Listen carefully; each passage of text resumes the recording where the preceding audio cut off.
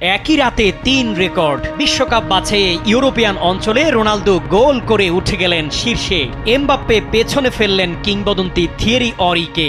আর অবিশ্বাস্য খেলে হালান্ড একাই করলেন ৫ গোল। হাঙ্গেরির বিপক্ষে ৩-০ গোলের জয়ে রোনালদোর পেনাল্টি গোলটি ছিল তার ৩৯তম বিশ্বকাপ বাছাই গোল। এবার তিনি যৌথভাবে সর্বোচ্চ গোলদাতা। আর আন্তর্জাতিক গোলের সংখ্যা এখন তার ১৪১। এই এক ম্যাচেই নতুন ইতিহাসে নাম লেখালেন CR7।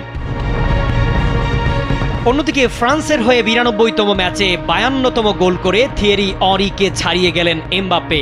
এখন তিনি দেশের ইতিহাসে দ্বিতীয় সর্বোচ্চ গোলদাতা। ওয়ালটন এখন দেশের সীমানা পেরিয়ে পৌঁছে গিয়েছে ৫০টিরও বেশি দেশে।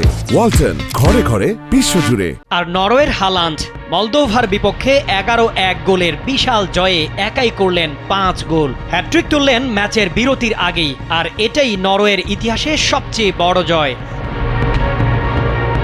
এই রাত শুধু এত রেকর্ডেরই ছিল না, ছিল আধিপত্যেরও। মেসির শেষ বিশ্বকাপে শক্ত বার্তা দিয়ে রাখলেন চিরপ্রতিদ্বন্দ্বী রোনালদো সহ এমবাপ্পে ও হালান্ডরা।